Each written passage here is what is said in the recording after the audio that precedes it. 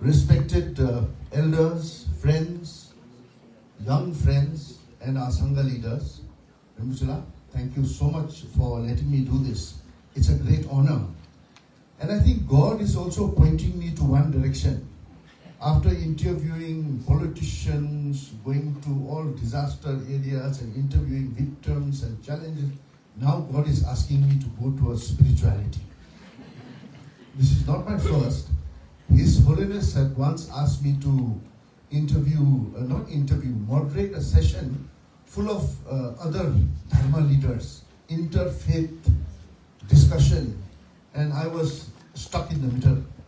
But all the religious leaders speak very well, speak very long. So my work was little less. I was happy. I thought this discussion would be very formal, and sometimes formal discussions make people go off to sleep. But Rimuchila yesterday told me that karma, it can be easy going, but I want to reach out to the youth. So I want to talk to the young students as much as possible.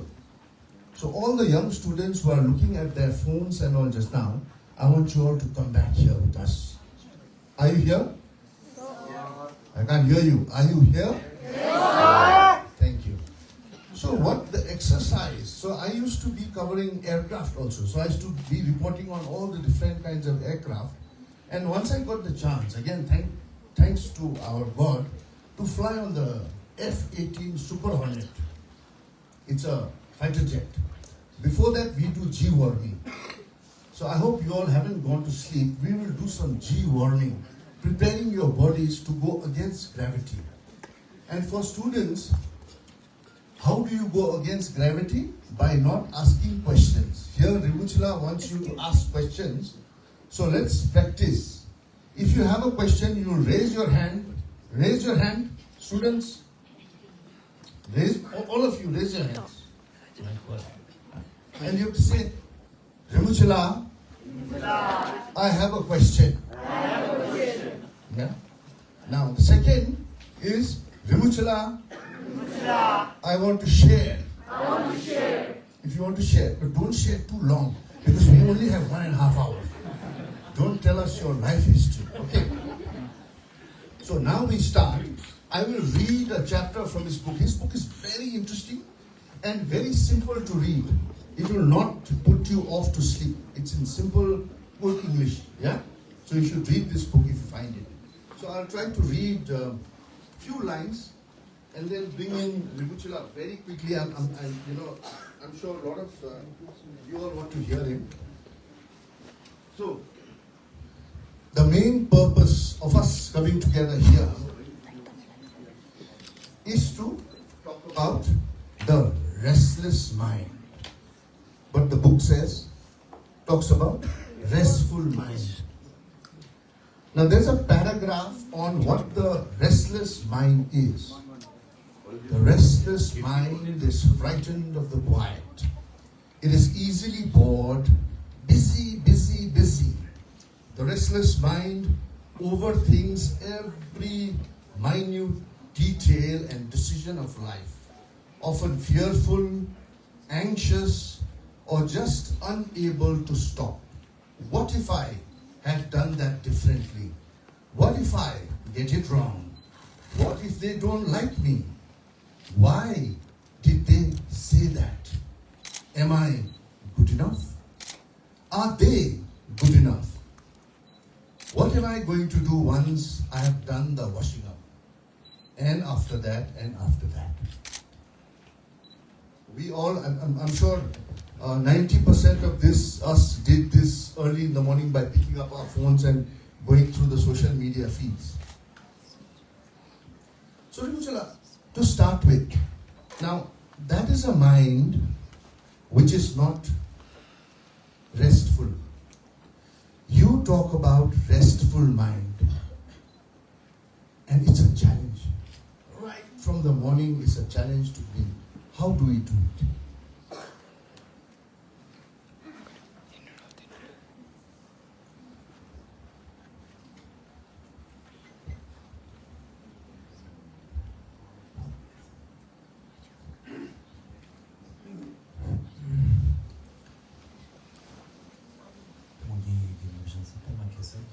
central and to Pennsylvania to Dokhampa number. Kegi chesi part of the Chingula fishes, Guru Penasibu. Firstly, I would like to express my deep joy and appreciation to be in Sikkim and especially to Gangtok. Since I grew up in Darjeeling, I used to come to Sikkim with my guru, the Gyalwa, for pilgrimages to Tashiding. I even did a retreat with Gyalwa at the Lake Ketchuperi. Above the Ketchuperi, there is a Milarepa cave. And that is unforgivable because Gyalwa went the retreat in the summer, and we had to learn to carry a bag of salt to wipe off the leeches. And in Sikkim, especially above the Ketchuperi, I found out that there are 5 colored leeches in Sikkim. One looked like a tomato sauce, red, green. Before that, I used to be so scared of leeches, but after the retreat in Ketchuperi, leeches, we became friends. We had to, when we get up in the morning, they're in my sleeping bag, so we used to, and the hungry, and then also one of my guru, Rinpoche, who's I was fortunate to get his blessing, receiving his teaching. He's also guru of my guru, the Gyalwa, and Paul Rinpoche in Namchi, receiving teaching for more than 2 months. So I have always felt very appreciative of Sikkim, and I feel that today we are all here because of their blessing. And I find that compared to many other states in the country, Sikkim seems much more beautiful. People have much more kinder heart, generous heart. So I really want to thank each and every one of you who have kept these values, I think, in the hearts and minds of the Sikkim people. Now coming to back to the question about the restless mind and the restful mind. I think the first thing that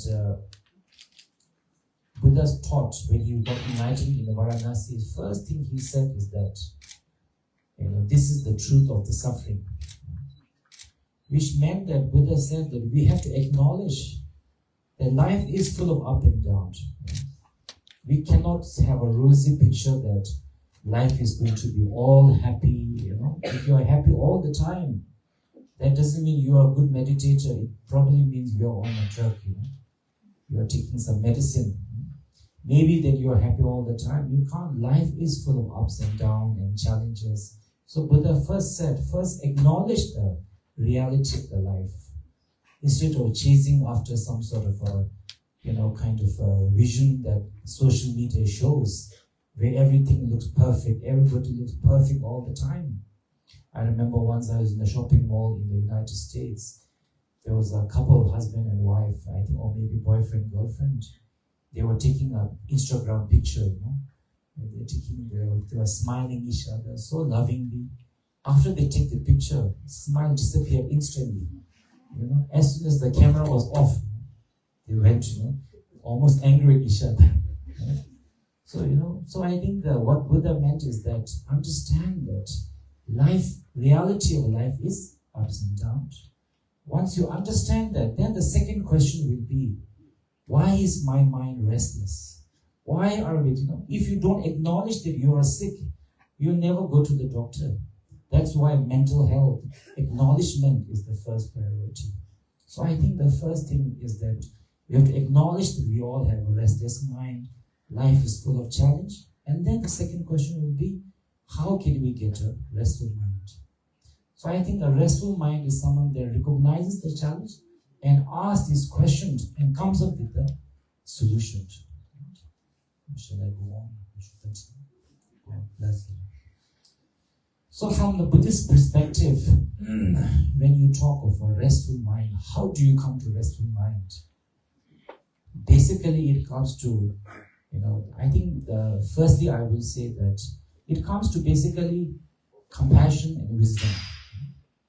But these compassion and wisdom, if you just say it out loud, it sounds very nice, but what does compassion mean? What does wisdom mean? It's very bombastic words, these kind of words. So when you say compassion, I read a book called Lost Connection. So it said that one of the main reasons that people are going through mental problems, depression, is that we have lost connection with each other. You know, even though we may be in the same room, you know, maybe we don't eat together anymore. We don't communicate anymore, right? We are, you know, living in the same house, but our friend is in the United States on social media, right? We don't have friends in the neighborhood. We don't have friends in the house. We don't know what's happening inside our house, but we know what's happening in the state of Hormuz. You know? We are, you know, worried about so many things. We have friends everywhere, but we don't really connect with the people around us who are there with us 24/7, who's actually has a much more impact on our day-to-day life. You know, probably your wife is, you know, your wife or your husband will affect your life more than state of Hormuz. You know? But they are the people who are really impacting on day-to-day life. So we are losing connection with the people. So in that book it said that because of that, for example, the BBC and the CNN, I think they said that loneliness is increasing so much in the world. And the loneliness is equivalent to smoking 15 or 30 cigarettes a day to your health. That's why people who are lonely, they live much shorter. Their health decreases. So that is why the Lost Connection says that one of the ways to overcome the mental health is finding a purpose that connects the community, connects the society. There were many research where even a very sad and depressed people, they came together. Let's build a garden in our community. And by working together for something beyond yourself, they felt a sense of belonging, sense of purpose, and were able to overcome, the mental health. And also it is said that even though you are going through a depression, anxiety, which everybody goes through, I think, yes, nowadays it is much more compared to the before. It's not that I think 100 years ago there was no mental health problem. There was. But when there is a strong relationship in the community, in the family, it reduces the impact of the mental health. Right? You may be upset, you may be sad, but maybe there is someone at home, your family, who says, it's okay, we are still there for you. If they are not good to you, it doesn't matter. They don't love you, we still love you, we still care for you. Right? That sense of connection reduces the impact of loneliness. Now, how does that translate into spirituality practice?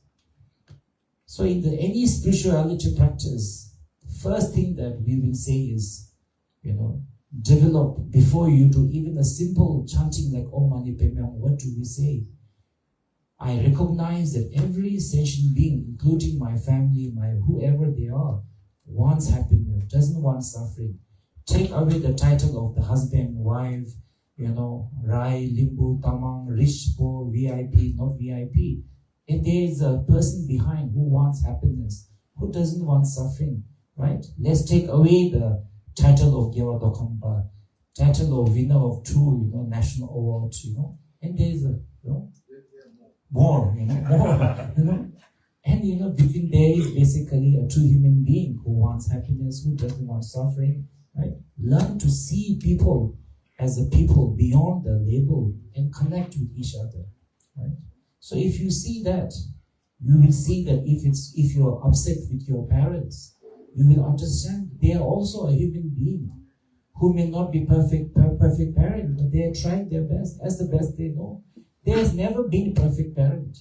Now this is a very I think the fashionable, especially I think we copy a lot from the United States, Western country, right? I mean, do you see American eating aludam? We don't. Or we are eating hamburger. You see, it's a one way. So yes, it's kind of very fashionable to blame others for our problem.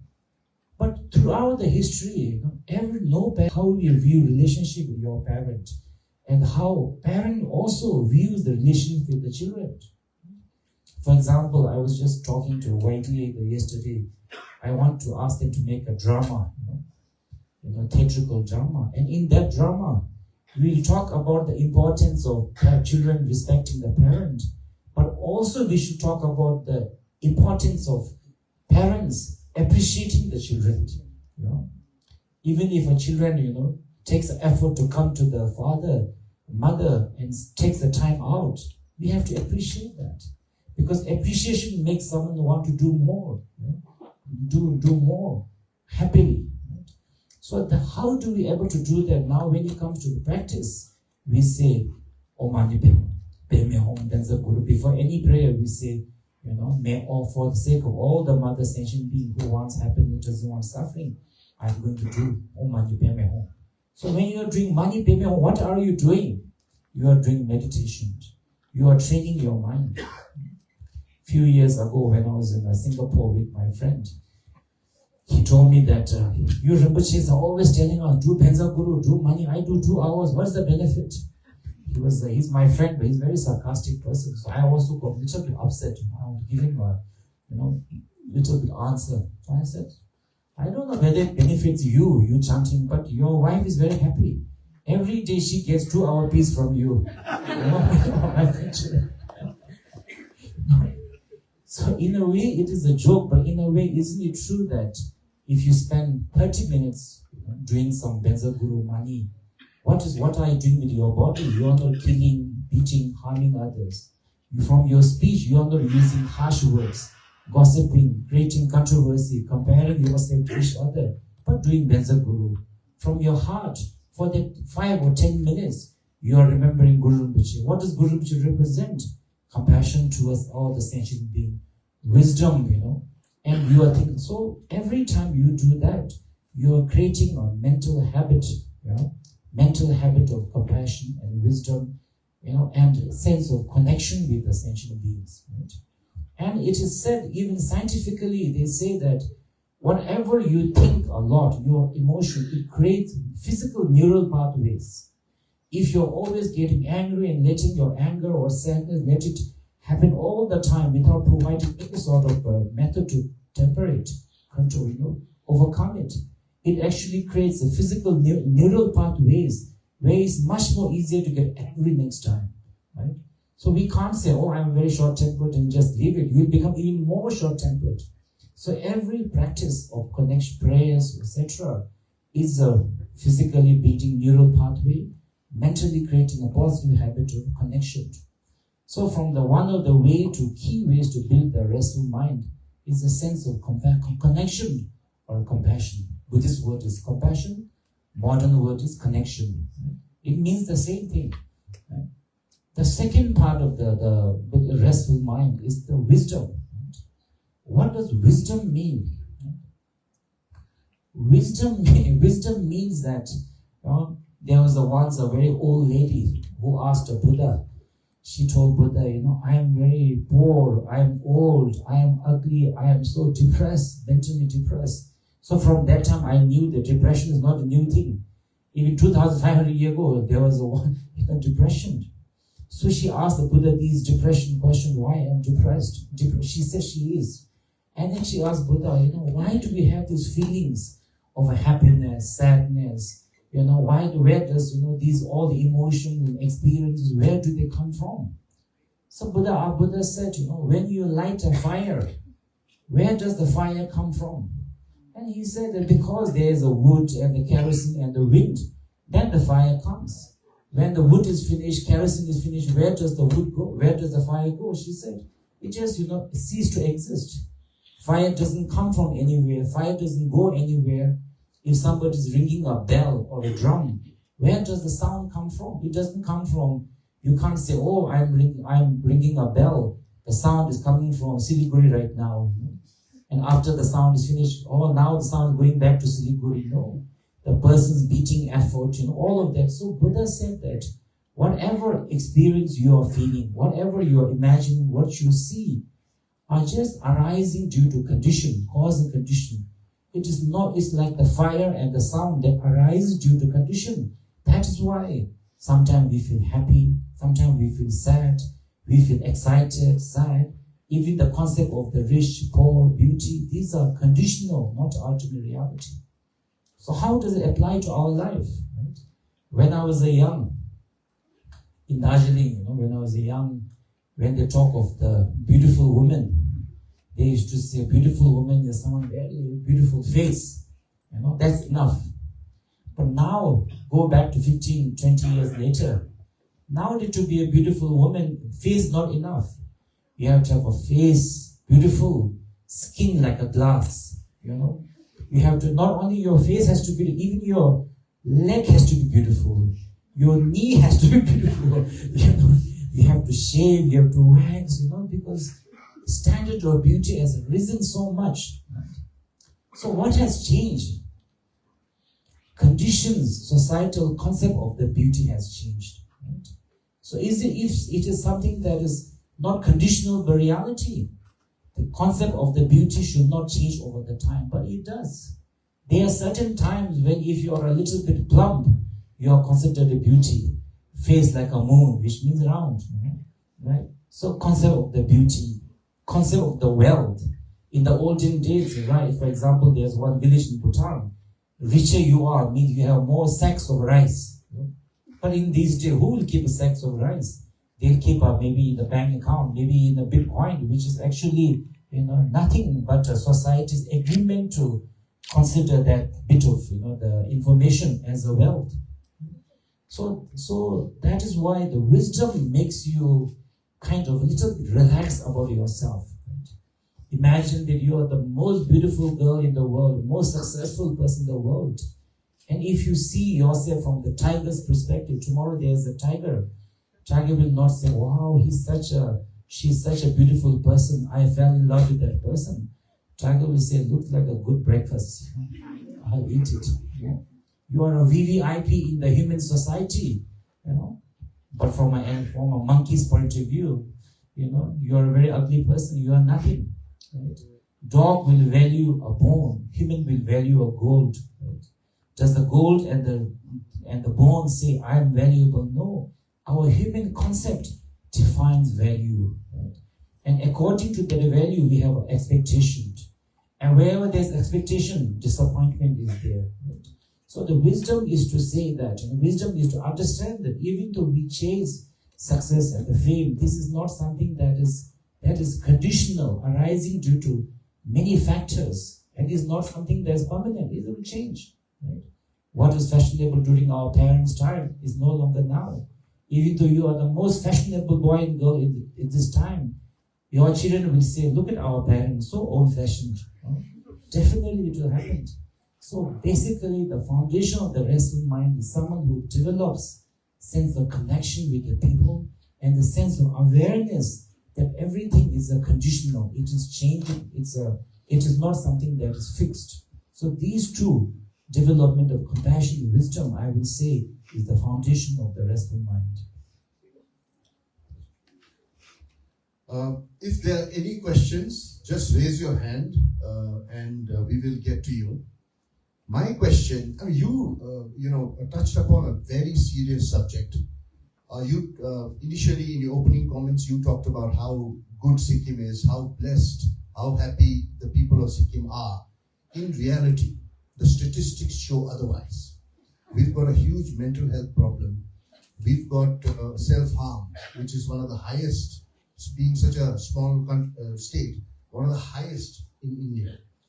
So it's easy sometimes just to say, okay, we gather people and maybe they'll be okay. But some of them require medicines. Some of them require psychiatrists.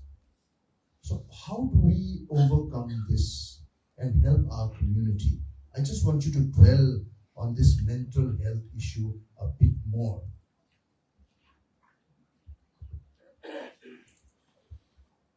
I agree that, I understand that once the mental health reaches a critical point, like any sicknesses, once you are very sick, then you have to go to operation theater.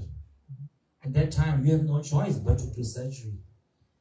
So, and I feel that, if we can little bit of mental development, I think we like the best health will be actually before you go to hospital.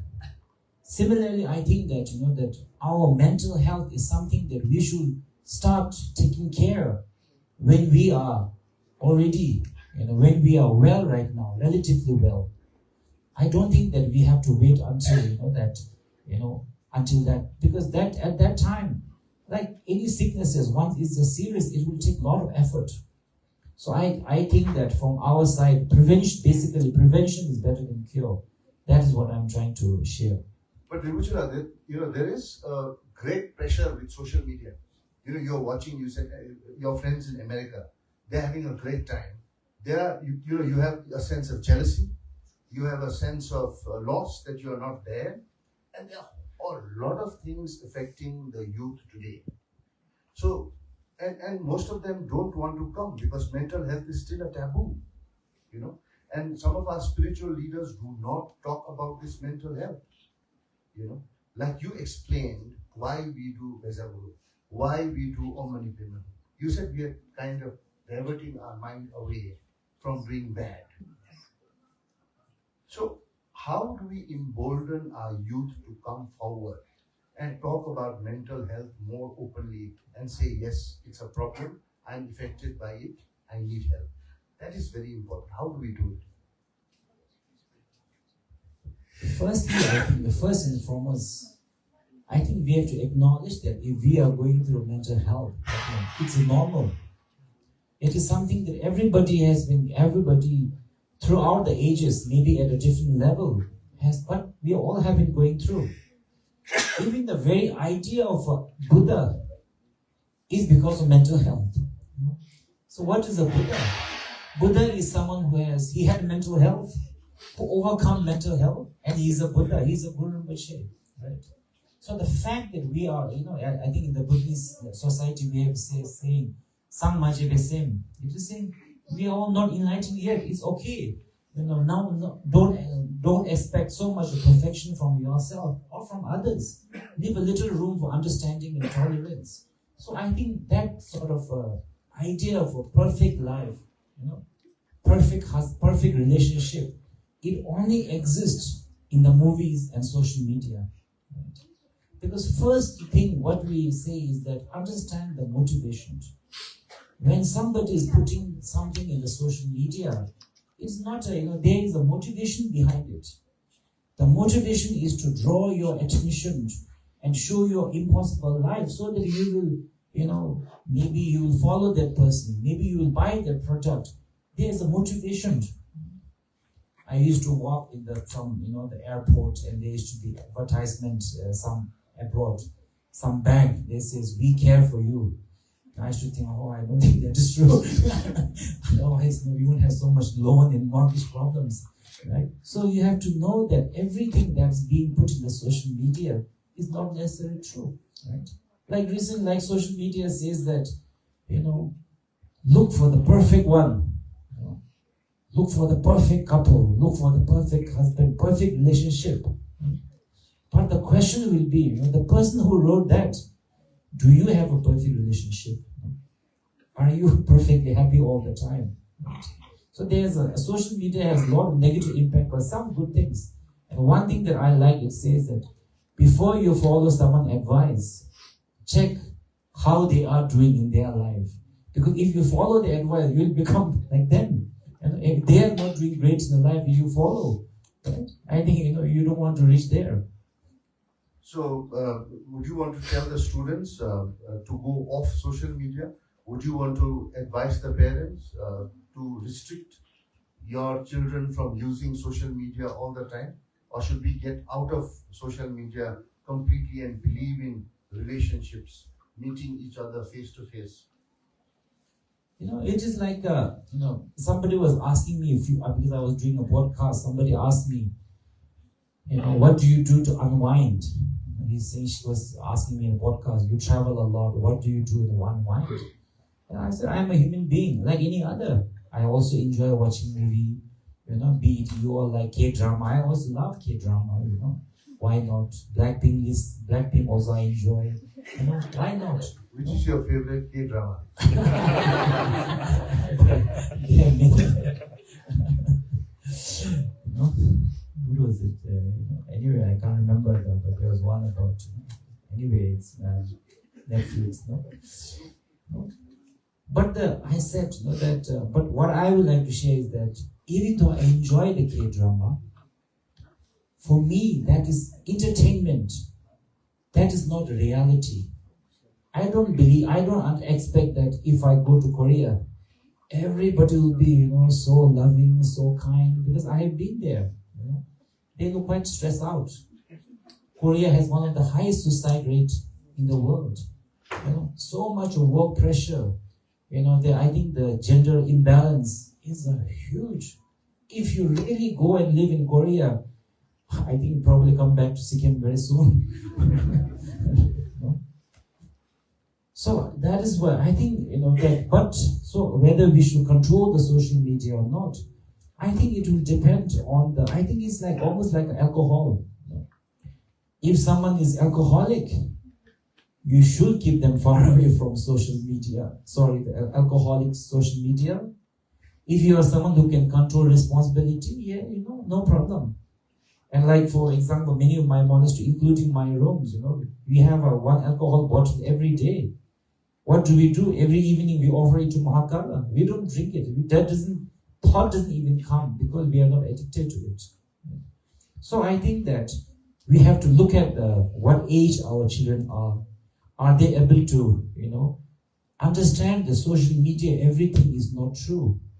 It's like a movie basically, and they are portraying. And then if you are able to deal with awareness, everything is good. If you have no awareness, social media can be a big problem. It can lead to depression. It can lead to unrealistic expectations. I mean, if you look at the K-dramas and all of that, I wonder, do they ever get people? They never seem to get people. They are always perfect all the time. I don't think that's the reality. Vishal, I think our students also, many of them look like K-pop stars. They also don't have people, but it's good to have people, as Vishal said. So encourage people. Again, in a very light-hearted manner, you've introduced another serious subject that is affecting us all. And that is addictions. Whether it be alcohol, it's drugs. Our society, again, is going through a serious time when it comes to these addictions. What is your advice? Is there a magic prayer we can do and not have all these rehab centers and get children out of addictions? I don't think there's a magic prayer. Even the very prayer that we do, these are like constant exercise we do to build our mental strength of compassion and wisdom. I think that generally, I think we have to acknowledge that when we have an addiction, so maybe share one more joke that I saw somewhere. There was one girl and a boy, and the girl was asking the boy, why are you always on video game, PUBG all the time? I think the boyfriend got upset. Same reason you are playing, you are putting makeup, all the time to escape reality. So whenever we are when we are into addiction, whether it's a drug or something, that means we have forgotten the first fundamental truth that Buddha taught, that life has challenges. And by hiding away from, by kind of getting lost in social media, alcohol, drugs, we are not solving the issue. And issue is getting bigger and bigger and bigger, until it overwhelms you. So social media addiction is not a solution, it's an escape.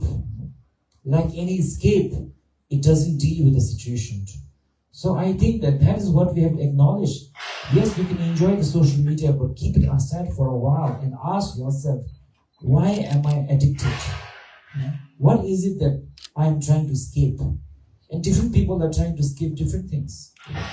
Maybe it's a sense of not having a perfect relationship, maybe the perfect career, the perfect wealth, perfect admiration. Whatever it is that you feel you are lacking, you need to acknowledge that. And then see, is that really true? For example, sometimes we feel that if we do something bad, something bad happens to you, maybe in the school, maybe in the relationship, you feel like the whole world must be talking about me. I feel so embarrassed to go to town tomorrow, But I will say that 99% of the world probably doesn't even know we exist, In the world of 7 billion population, we are just one small dot. And even if people know exist, 99% of the time, people are worried about their own life.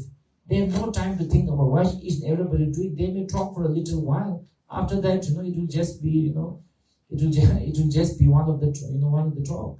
Recently, somebody, one of my friend from New York, she was caught up in some sort of, I think that, the scandal, related to the big things. Anyway,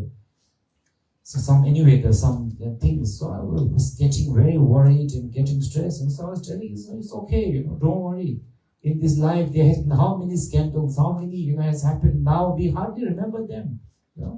It's like there was once a king in India. He conquered a lot, and he said, I want to write my name on the wall of the highest mountain. I'm the greatest king.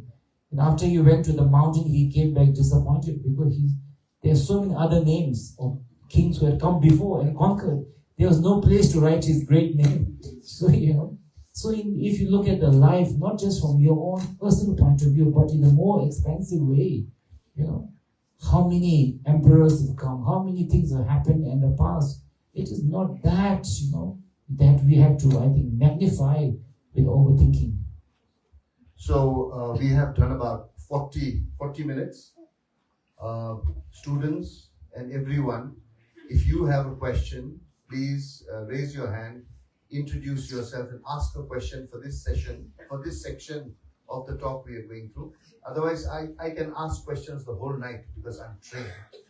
And Rivuchila can answer the whole night because he is also trained. So if you want to ask questions, I will wait for exactly 5 seconds. 1.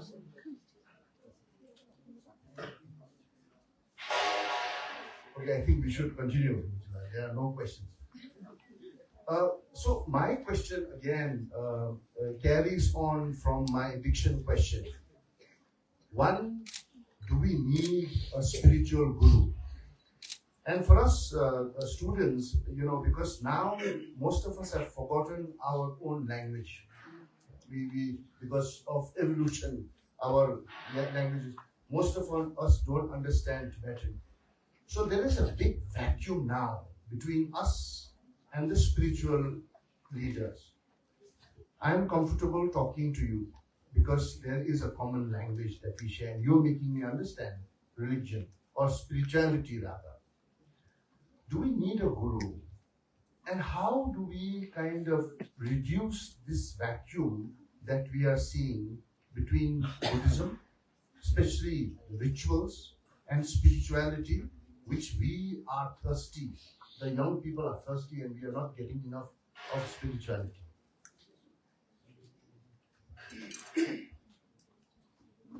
I think that one is definitely the language that creates the distance.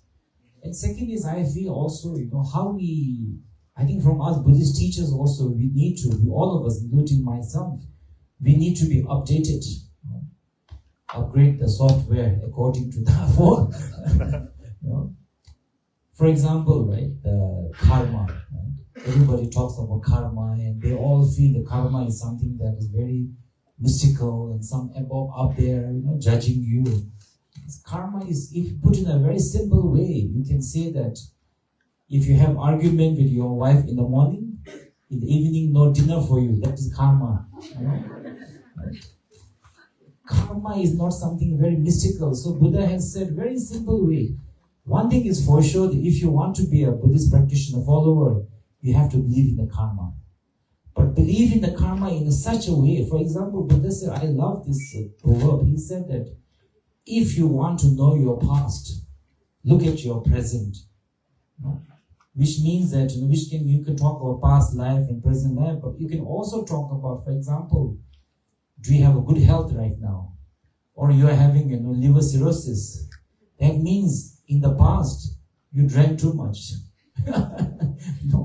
Are you having a good relationship with your family? If not, that means In the past, you were short-tempered, you were not forgiving, you were not understanding. You didn't realize that nobody is perfect, including yourself and your family. This lack of tolerance creates distance in your life, your relationship.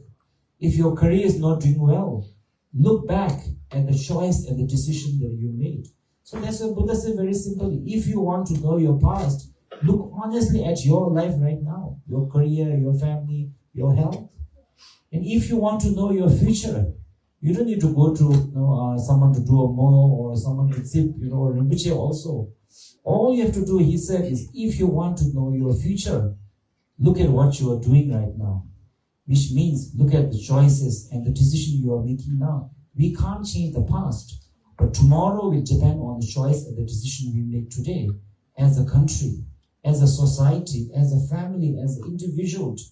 We have to see what choices and decision am I making, and then you will know your future. So if you understood that, you have understood karma. Not so mystical. So you need a guru in the sense that you don't necessarily need a guru to, unless you are really wanting to the spirituality, you don't need guru to give you wang and give you this and that and do retreat. But you do need someone who can teach you what you don't know. It can be a monk, it can be your father, it can be your friend, it can be anybody. But at least, you should have someone who knows what you don't know. You need a teacher, for sure. No, for your religious practices, for your spiritual practices. I think that once you understand the spirituality is the heart, and the religion is like the body.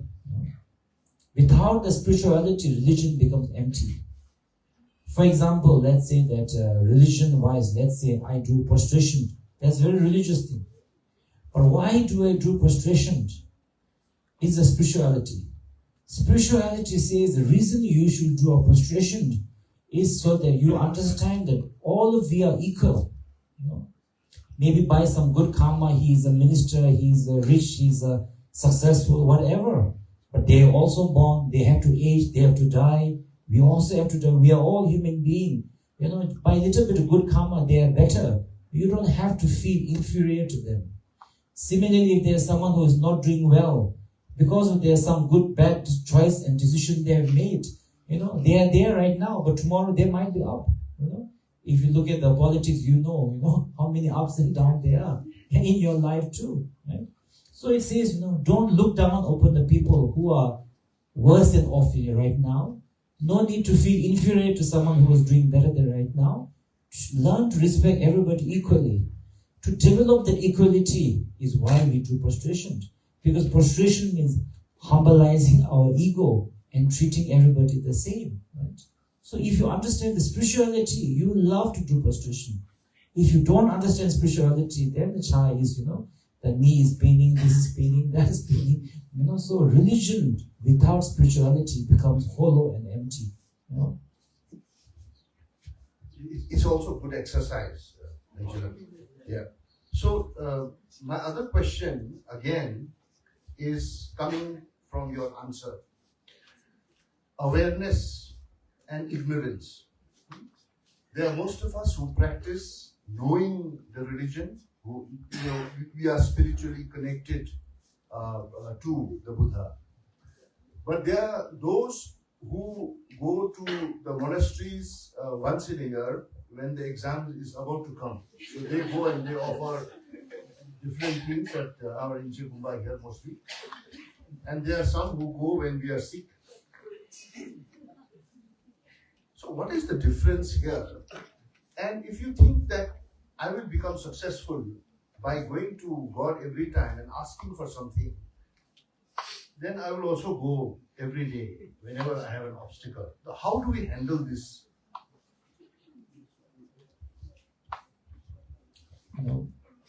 If we believe that by making offering to a Buddha, and then your problem will be solved by Buddha. Basically, if you really believe 100% that perspective, basically you are saying Buddha is corrupted. There's a corruption in the heaven. You can bribe the Buddha. But that is not the concept of offering. the offering of Buddha is that, why we make an offering to Buddha? Because by offering to Buddha, Buddha is who? Buddha is someone who has a love and compassion towards every being equally. Buddha is someone of wisdom who understood the reality of all the life experience, like he taught example of the fire and the sound. Great positive cause and condition in our mind. We are training our mind and creating positive cause and conditions that will change our life. So going to Buddha itself doesn't, it's not the Buddha is blessing you or not. Buddha's blessing is 24/7. So you're going there to pray to a temple is just a way of, creating the positive cause and condition and training your mind. Right?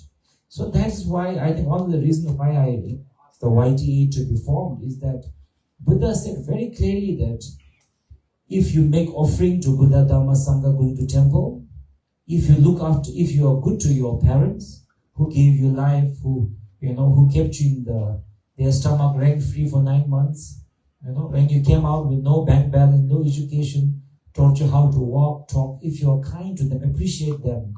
And the third is if you are helping other beings who are suffering, be it animal, be it human being, all of these three things are equally good karma. So this is something that I find in our Buddhist tradition we little bit lack. We go to temple, we offer temple, but when it comes to helping the environment, helping the society, we think that, that is not the puja. That is also a puja. Right? How did Buddha become enlightened? We have to ask. How did Buddha become? He helped the poor. You look at the Buddha's life story as the Jita, the Jataka tales. When he was a monkey, when he was a lion, when he was a king, he gave away his kingdom, his wife, his, with her permission, and his body, his eye to help others. That is how he got enlightened. He didn't get enlightened only by doing puja, right? He did puja for sure, but it was a part of the practice, not a complete. So this is something I think we have to revolutionize all as a Buddhist. Our religion is becoming more and more expensive by the day. I had a discussion with my father, and I call it my arguments with my father, and I always note it down in my head.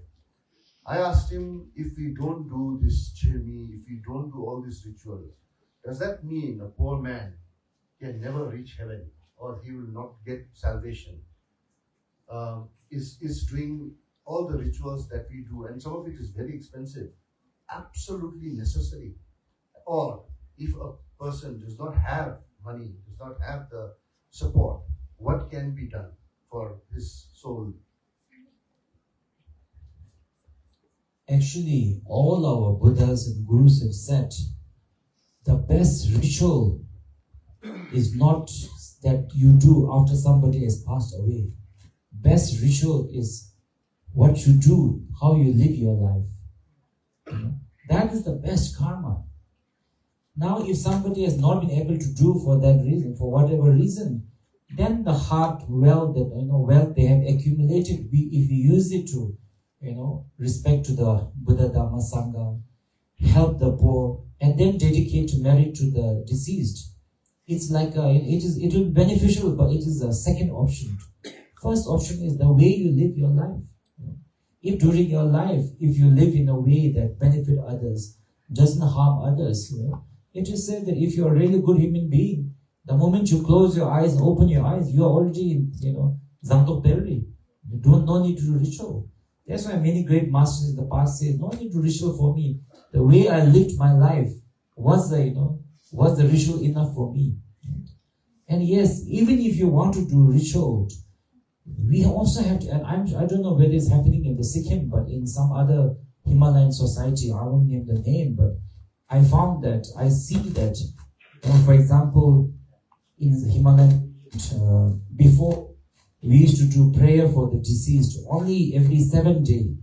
On the day they passed away, we say 1 day. Every day they, ask the monks to come. So it goes into lakhs and lakhs. So I asked my teacher, why is it like that? He said it's because there were some rich people who had a lot of money. So they wanted to do for 21 days. Then other people, who didn't have wealth, they got pressured because they were worried that society will say, not a very good son, good daughter. He didn't do for 21 days. Look at that family, they did for 21 days. They had such a grand feast. So basically, we end up doing grand feast, spending money, not for the poor departed soul who is suffering in the bundle, but to impress the society. And we blame it on who? Buddha Dharma. Right? So I think the Buddha Dharma and the people who practice the Buddha Dharma, these are two different things, and we all have to check our motivation when we are doing something. Right? That's why yesterday also we were talking that, that you don't necessarily have to talk from my book. We can do whatever that will benefit the society. Because benefiting the society is the goal of our talk today. So motivation is something that we all have to check constantly. I have marked many pages. So if you feel that I have to read the book, I will again read the book. Okay, students, are you understanding? Yes, sir. No, sir? Yes, sir. Really? Yes, sir. I'll ask a question now. Anyone, come on. No, come on, guys. Make us proud, yeah? At least one student from one school make us proud. Yes, please. Come here. Take my mic. Take my seat. You'll be the moderator. Myself, Chicken Mukhya, and as in the child living. As you once mentioned, our mind creates the world. If a parent's mind is restless, what world is child living in?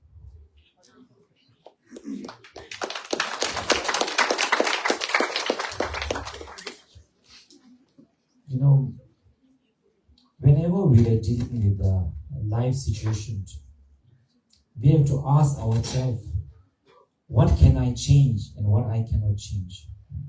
For example, if it's raining outside, can we stop the rain? No. But what we can do is take an umbrella, right? So similarly, when we are in an environment that is difficult, maybe it's a parent's mind, maybe it is not right now, it is the parent. When you go to school, it is your friends. Maybe in the future when you get work, your colleagues, your husband, your children in the future. So when we are not able to control others' life, we have to learn to have our own umbrella. That is how we look at our parents, look at the people. Right? For example, we have to look at our parents and say, yes, they are not perfect parents. But can we give 100% guarantee that we will be perfect parents? No. So I think that understanding makes us appreciate the parent, but we also see them as a human being, not as some God and perfect. And that creates a space for dialogue. Because once you get angry, you don't accept people, you are also shutting off the communication. You don't let the parent explain their situation there, nor are you sharing, you just say, no, I don't want to talk to you, and close the door. Then, the wall will become, before was 1 feet, now it will become 10 feet. And from both sides, you are building wall. Doesn't make sense. No?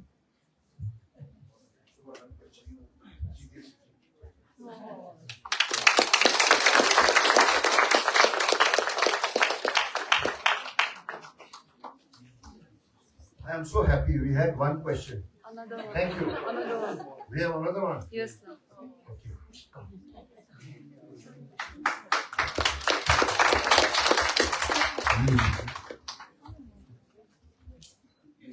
Is everything that happens to us a result of past actions? How can I get rid of negative karma? And can karma be scientifically proven?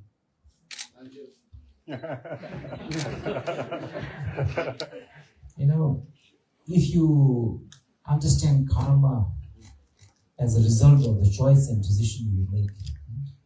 For example, when you walk from here to here, and the result, you are here and sitting on the chair. Right? If you hadn't walked here, Guru will not pick you up and put you here, right? Nor you go to bathroom or you accidentally reach here. Right? It all happened because of the choice and the decision. So I don't know whether scientifically whether we improve karma or not. I think our life experience will teach us. Right? So, and the question is not about, I think, your next question, how can we change our negative karma? Basically, we have to change for example, let's say that by the choice and decision that we make, we don't have a good relationship with our family. Right?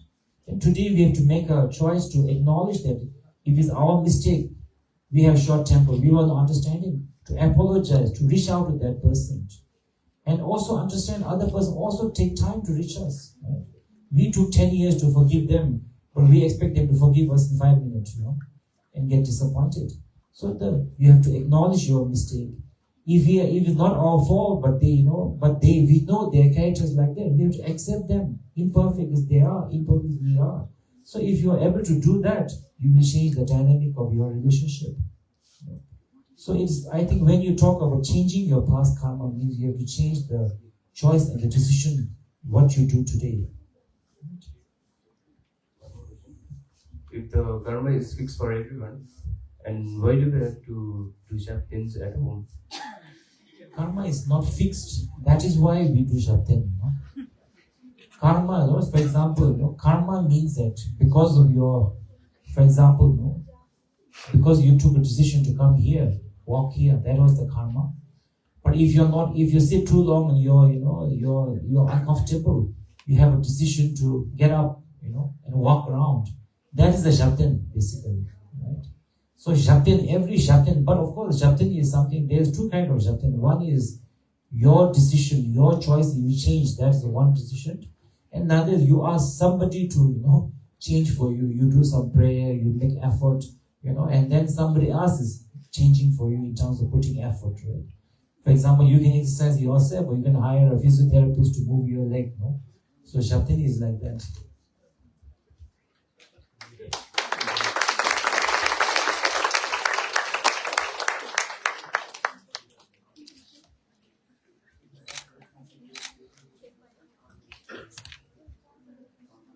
What? I'll be permanently evicted now.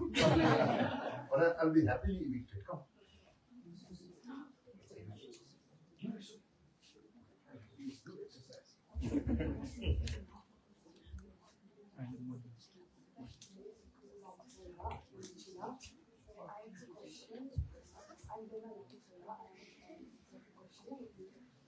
Is it possible to completely end suffering or only understand it? Let's say that, I forgot to tell you that old very day in the beginning, after Buddha answered to that old lady, that our experience and everything are arising due to condition, like the fire that arises when the woods and everything there, when the wood and kerosene finishes, fire ceases to exist. It doesn't come from anywhere. So Buddha said, all your experiences are just arising due to condition. It is not permanently existing. So at the end of that answer, the old lady said, I am no longer depressed. Because she was depressed before, because she was had in her mind, that I am poor, I am looked down upon the society. But she understood that even the poor is like the fire. It's created out of concept and conditions. Monkey will look at you like a poor. You are the most beautiful girl in Sikkim, but for a tiger you are a lunch. Right? So once you understand, that understanding itself frees you from the concept that we have. So many concepts. If you have a concept of the beauty fanatically, then the concept of ugliness will also come. Right? If you love compliment, you can't take criticism. Right? But if you understand the criticism and compliments, etc., are conditional, it's not a reality. You are free, and that freedom is called enlightenment. The understanding itself, that is why, what do we call Buddha? He understood the reality of the life. So every teaching of the Buddha is, first is to develop compassion, second is to make us understand the reality of life. Right? That's all.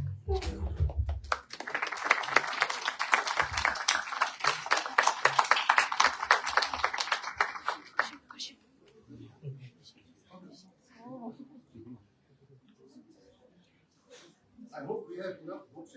I'm in my present and I don't know what I did in my past, but what karma explain?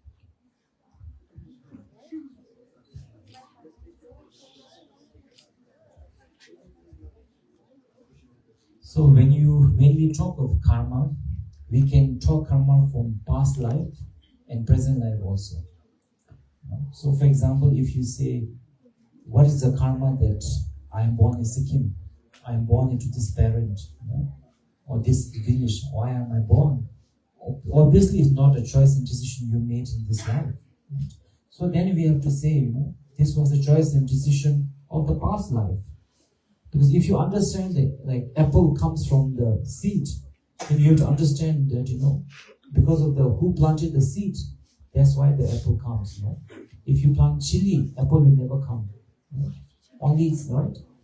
So we have to first understand the choices we may made, and then the question is not about, for example, if you're going through a difficult life, if you tell yourself, I must be a very bad person because I did bad karma, I am a bad person, you have to look down. That is not what Buddha said. Don't look down upon yourself. Buddha said, many masters said that if you have made bad decisions, don't be hard on yourself. Everybody makes mistakes. Don't be hard on yourself and thinking of the past and putting yourself down and thinking you are bad, looking down upon yourself will not help you. So we have to understand the past and learn to make a decision today that will change our future. That is why karma is important. And never put yourself down. Understand your past choices. If it's a good choices, congratulations. If it's a bad choices, it's a lesson that I learned. Now I have to change my future. Then you can change your karma. Okay? Yes.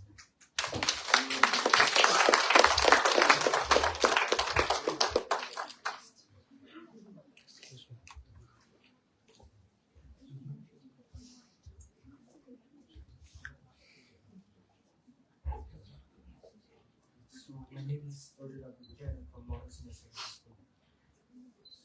So my question would be, is Buddha a god or a teacher? So many people, Buddha himself said that he is in the God.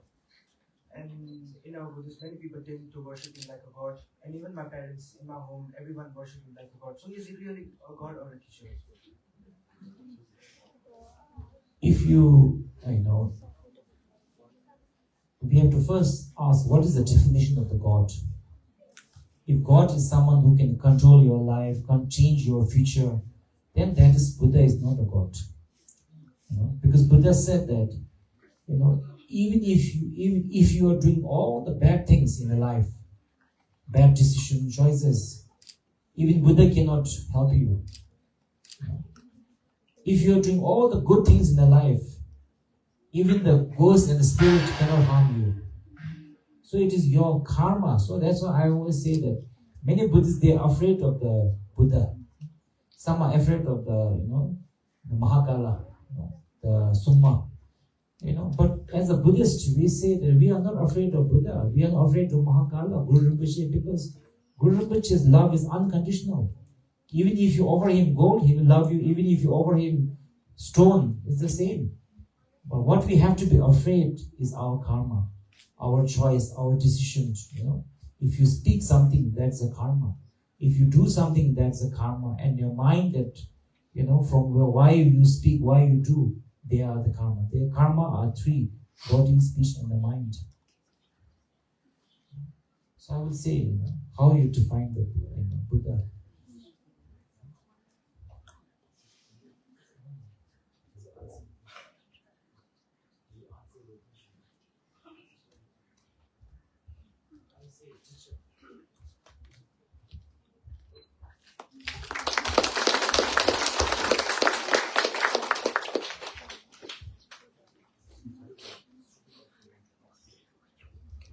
No, but do we have to keep books? Because I'm worried whether we have enough days. Elders, we can't keep books. So now the Rinpoche has opened up the floor to the elders who are not students. So if you are not a student, if you are not in any school, if you are not giving any exam, you can ask a question. Students of life. The floor is open to students of life. Okay, as we wait for a question, I have a question on Sangha, on our own spiritual leaders, our Lama. My grandmother always told me, never question the Lamas. But there have been times when I questioned them. I questioned them for drinking sometimes. I questioned them sometimes for their ego. I questioned them for sometimes having a life which is larger than life.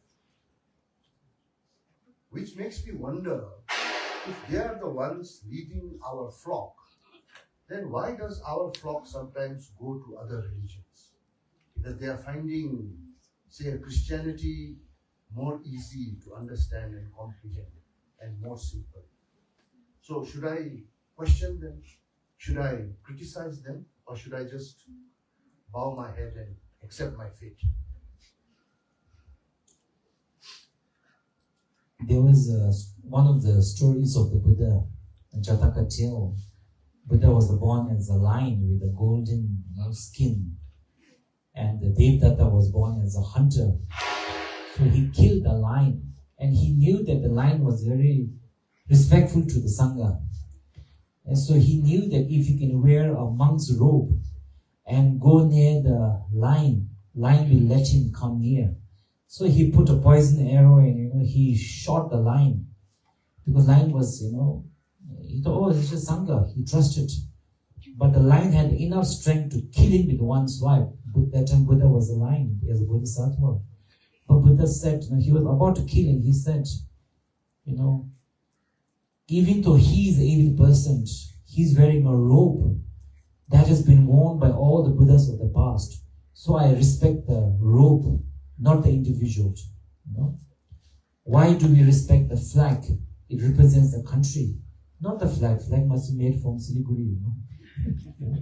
So when we respect the Sangha, whether you respect that person as a great person, good Sangha, that is, I think you have to check yourself. I think there's no harm in asking questions, checking, especially the Vajrayana. We are recommended to check your Guru 3 years before you accept. And Guru has to check the student for 6 years before you accept. That is the original Tantra tradition.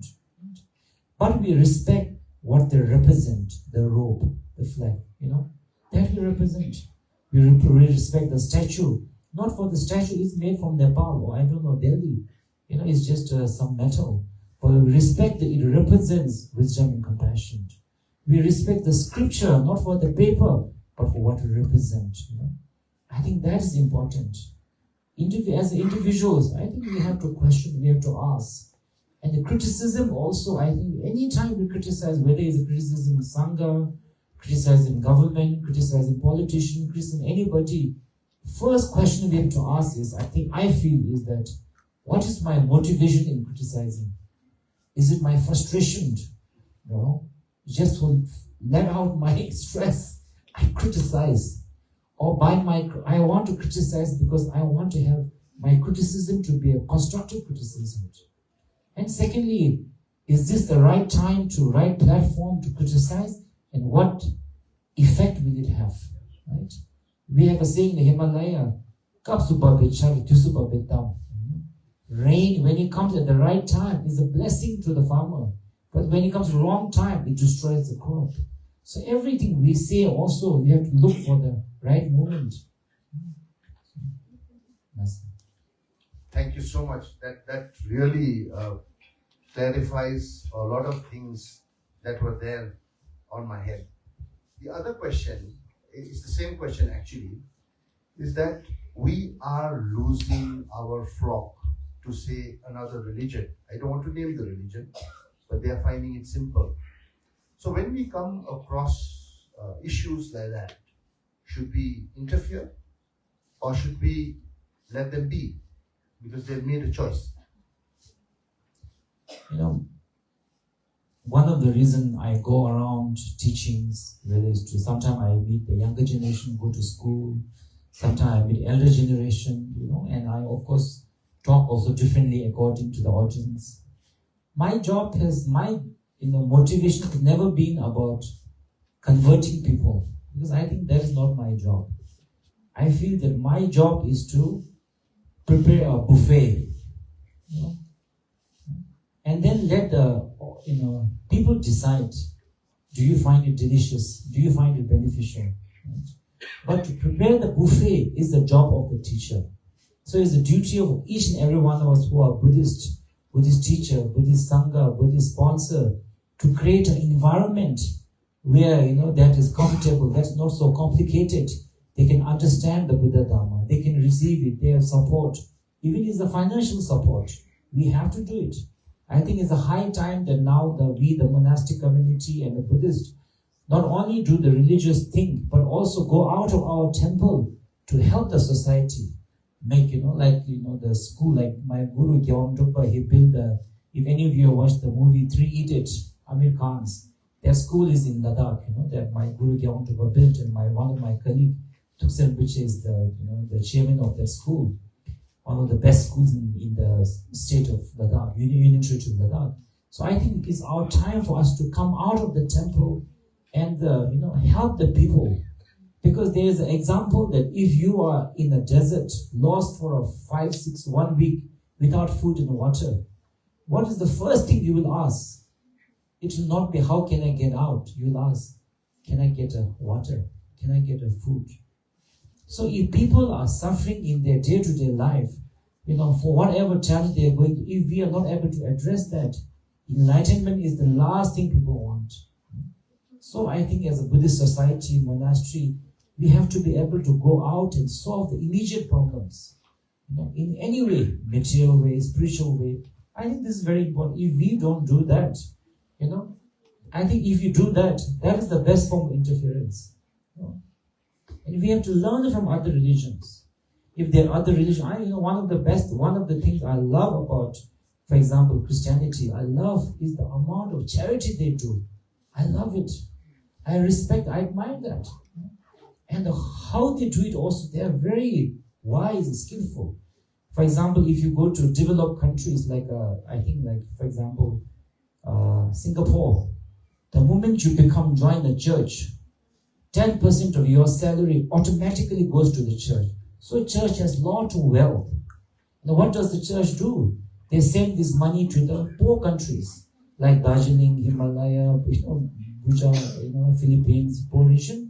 And they use the money taken from a wealthy country to help the poor people. And they say, here to be, help the people. To be Christian is very, inexpensive, right? But what do we Buddhists do? We take from the rich and the poor equally. So I think we have to learn to, accept from the wealthy and help the poor. I think we have to learn that. So, I think now the FCRA rules are very stringent. So money is not coming so easily from, everywhere. Any questions?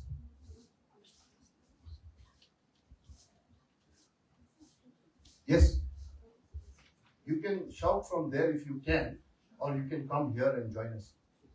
Whichever is comfortable to you.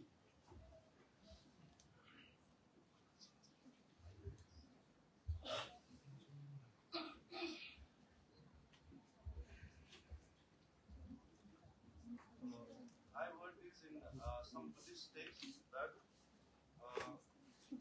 compassion without wisdom is a foolishness. And I also heard that if you have a right intention but the action may seem a little bad, then it's actually a dharma. Sometimes you need to defend yourself, because if you want to do dharma and do only good things and let everyone take advantage of your kindness, it becomes hard to do dharma. I have somehow learned how to balance them, but if we adults have to guide the young dharma scholars, what kind of advice can we give to them? I agree with you. I agree with your thing that There's a story about Buddha. I think it's a Buddha or some. I think it's a Buddha that there was once a cobra who used to stay near the village, and he used to bite everybody, and everybody was scared of the cobra. So one day Buddha gave him a teaching. He said, everybody being want precious, they want happiness, their life precious, don't kill. So then he stopped. He took the refuge from the Buddha. He stopped harming people. The next time Buddha came and so he became very weak, and because since he stopped biting, all the people were beating him with a stone. So cobra had become very weak and injured. So the Buddha said, yes, I told you not to kill, but I didn't tell you not to hiss, You should hiss, but don't bite, right? So I think similarly, that you have to learn to protect yourself while being kind. Because if you let everybody harm you, you are also harming them. Because you are letting them, teaching them that it's okay to hurt other people. You are training them in the pattern of harming others, right? So yes, compassion without wisdom is a blind. For example, out of compassion, you can say, oh, I understand that he loves alcohol, he loves drugs. And without wisdom, if you give them drugs and alcohol, your wisdom will, make them addicted and suffer for a long time. So we have to learn to say, no, this is not good for you. So that is, I think, compassion is a sense of caring for others.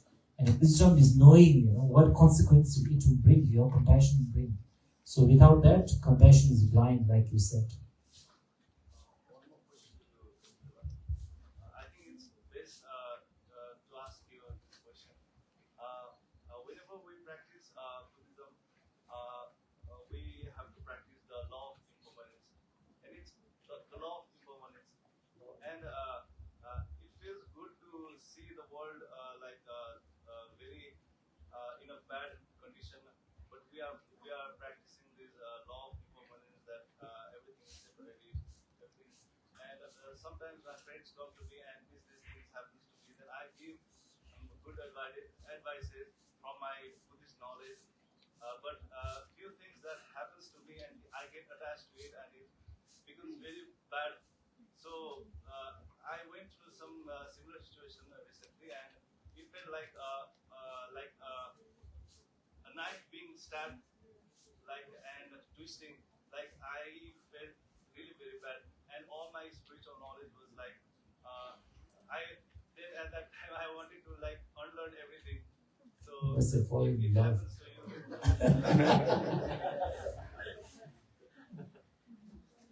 if it happens to you, Riputula, because even if you are in a great position, All human beings.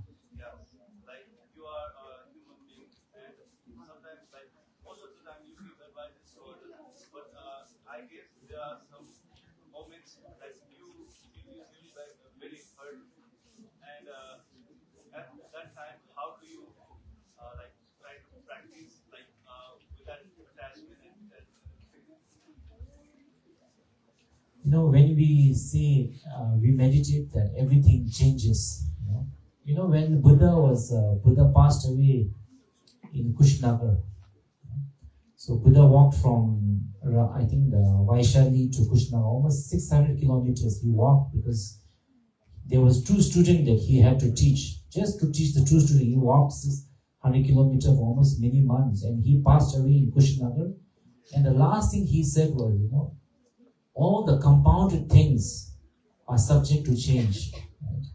So compounded thing means, for example, you're feeling happy right now because maybe in the morning you had a cup of coffee, you had something good happen, but this situation will not stay, it will change.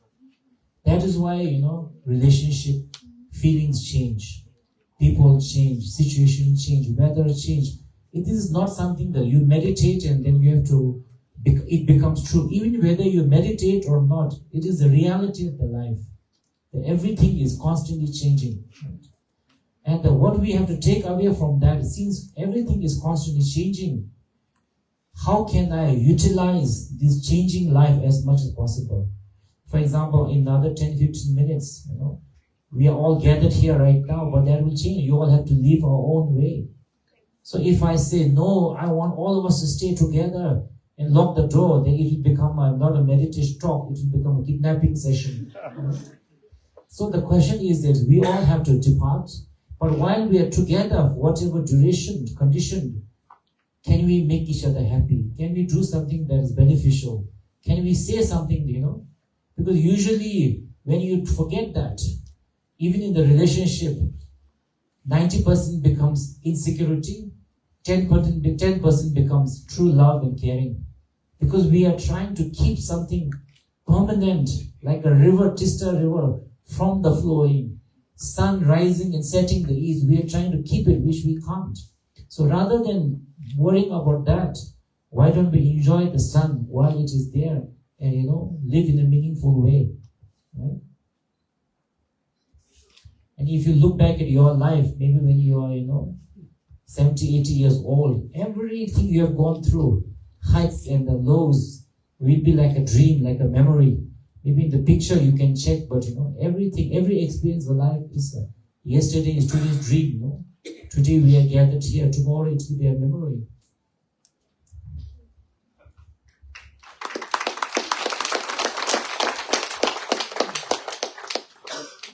I'm told we have about 4 minutes, less than 4 minutes. So if you don't have any questions, I would request Ribuchila, if you have any last, not forever last, but any words for this session, last words for this session, you can share with us.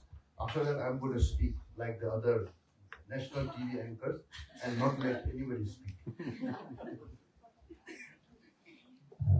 I think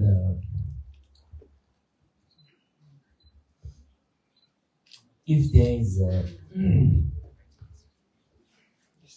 I have the book?